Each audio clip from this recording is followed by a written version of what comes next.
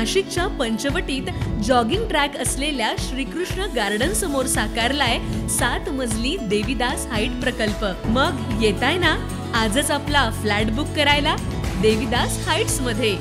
आमचा मोबाईल क्रमांक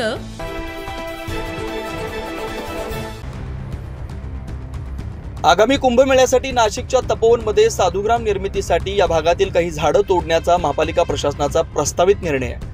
काल तपोवन परिसरातील झाडांना पर्यावरण प्रेमींनी मिठी मारून आंदोलन केलं। आम्ही एकही झाड तोडू देणार नाही असा आक्रमक पवित्रा यावेळी वृक्षप्रेमी आंदोलकांनी घेतला। आज राज्याचे आपत्ती व्यवस्थापन तथा कुंभमेळा मंत्री आणि तपोवनात वृक्षप्रेमींची भेट घेतली। त्यावेळी मंत्री महाजन यांनी माध्यमांशी संवाद साधताना कुंभमेळ्याकडे देशाचंच नव्हे तर संपूर्ण जगाचं लक्ष लागलं। या ठिकाणी येणाऱ्या साधूंसाठी जागा मोकळी करणं गरजेचं आहे, पण आवश्यक असलेली झाड हे काढणं अपरिहार्य आहे। मात्र यातही जी झाडं आम्हाला वाचवता येतील ते 100% वाचवायचा प्रयत्न करू, तसेच एका झाडाच्या बदल्यात 10 झाडं लावण्यात येतील असंही यावेळी सांगितलं। हे साधुग्राम आहे, ते साधूंचा सगळा निवास असतो। गेल्या अनेक वर्षापासून, शेकडो वर्षापासून ही परंपरा इथली आहे। ही जागा साधुग्रामसाठीच राखीव ठेवण्यात आलेली आहे आणि म्हणजे 54 एकर जागेवर झाडं असतात, लावली जातात अधूनमधून या ठिकाणी कुंभ झाल्यानंतर। आणि दरवर्षी इथे कुंभच्या निमित्ताने जे साधू येतात त्यांच्यासगळे निवासस्थानं असतात, तिथे टेंट असतात, शेड केले जातात।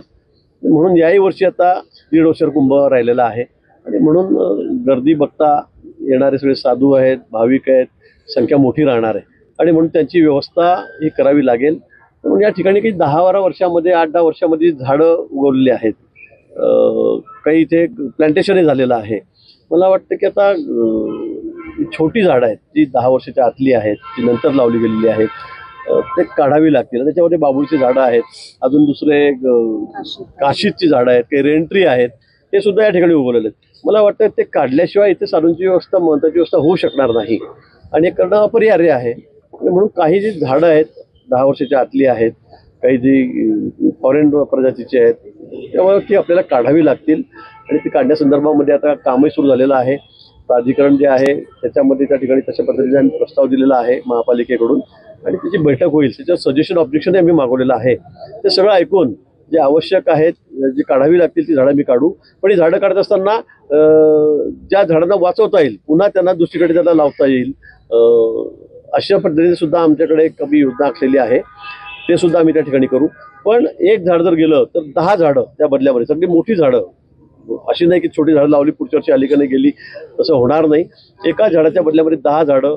इथे फाशीचा डोंगर आहे, इथे अजून पेठ रोडला जागा आहे आमच्याकडे, मोठी जागा आहे की त्यामध्ये हजारो झाडं आम्ही लावू शकतो। त्याची सुद्धा जबाबदारी आम्ही घेतलेली आहे, आमच्या मनपाने घेतलेली आहे आणि म्हणून मला असं वाटतं की या संदर्भामध्ये सगळ्यांचं ऐकून आम्ही पुढची कारवाई या ठिकाणी करू। पण कुठेही निसर्गाचा ऱ्हास होईल, कुणालाही निसर्गप्रेमींना फार वाईट वाटेल असं या ठिकाणी आम्ही करणार नाही। पण कुंभमेळ्याच्या निमित्ताने हे साधुग्रामची जागा आहे, इथे साधूंची व्यवस्था आपल्याला करावीच लागेल आणि त्याचा दुसरा पर्याय आपल्याकडे नाहीच आहे आणि ही जागा साधुग्रामसाठी रिझर्व्ह आहे।